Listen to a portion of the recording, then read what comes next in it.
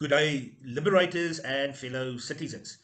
Today, I want to discuss two very important matters with you. The first one is your relationship as an employee with your employer, and the second one is your relationship as an employee with your fellow colleagues at the workplace. Now, let me kick off with the first matter. The first one, um, it's many times employees refer to their employers as my boss. Your employer is not your boss. Um, your employer is actually contracting with you to render a service to him. So you are actually a service provider to your employer, making you business equals. So it's not that your boss owns you. You are not supposed to be a slave anymore. However, in the modern times, we are made to believe that slavery have been abolished. But the reality is that slavery merely gotten a new name, and that is called an employee. Historically, slaves used to work for free, as we are made to believe, but then the slave boss is then giving slaves food and housing and also entertainment and clothes. On the other hand, today, an employee only gets enough money to buy food, to buy or to get housing, and to get entertainment and clothes. So the situation has never ended because the employees always look up to their employers as their bosses, thus owning them. You are your own boss. You are the one who is an individual. You are a human being. You cannot be owned by anyone.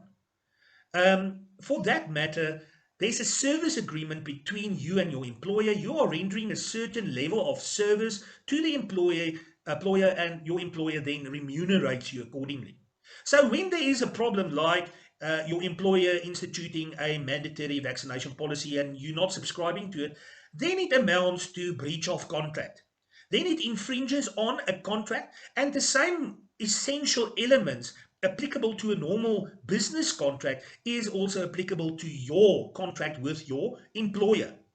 So that is, you need to respect and treat one with the necessary dignity equally. And it's not just coming from the one side, you towards him. He must also respect and respect you as a human being. So those days where your boss just tells you, you know what, if you're not happy with what I tell you, then you're out of here. It's not that easy. And we as people, as employees, need to understand that you've got um, uh, means of fighting back against mistreatment.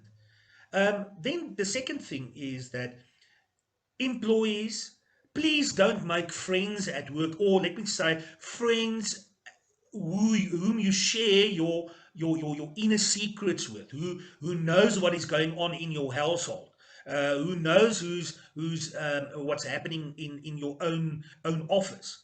Um, I've seen this so many times that people think, and it's a normal human behavior, that you want to be friendly with your fellow colleagues. And I'm not saying you should not be, but I'm telling you, don't start a big relationship, friend relationship with people or fellow employees at your workplace.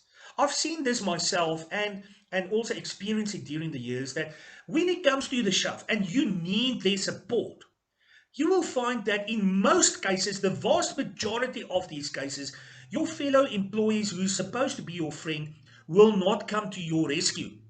They will look the other way, and they will be the ones who's running away from you. And eventually they will even treat you as an outsider, not irrespective of the fact that you used to have social parties every week together, or even went on vacation together. People, this is so important because when you're at a workplace, you're supposed to be professional at all times. There's not actually supposed to be time for social events. You just simply have to do your work, get it over and done with, and be out of there at 5 o'clock in the afternoon, if you're working at fixed times. So, from my experience, I've seen it so many times that when you've got a problem with your employer, they all in the beginning back one another. Yes, we'll support you. And when you take the route and you start addressing the problems with your employer, you are the one being retaliated against. You are the one who look back and try to find your fellow employees behind you, but then you will find none. So in that respect, I also just want to say something very important. People, I'm talking to you who helps your employer, or let me put it this way, some employers, to engage in criminal activities. Yes, you've heard me correct. Many of you know that your employer is engaging in criminal activity of one or other sort. And I just want to tell you that in terms of the law and in terms of legislation that's in place, if you know that your employer is engaging in any illegal activity of whatsoever kind, or in discrimination activities, like for example, estate agents, you know that your principal doesn't want to rent out places to, let's say for example, to black people or Indian people, only to white people, which is happening a lot. It's your obligation to report it. Otherwise, you are just as guilty as they are. This goes exactly the same way for criminal activity. Again, estate agents, when you start to disconnect electricity and lock out tenants without court orders, those are criminal activities. And if you as an employee knows about it, you can just as well be punished for the very criminal activities. And you are actually assisting your employer. So we want to have a new society where employees know that they are on the same level as their bosses. We know as employees, secondly, that you can be just as guilty as your employer if your employer is engaging in illegal activity.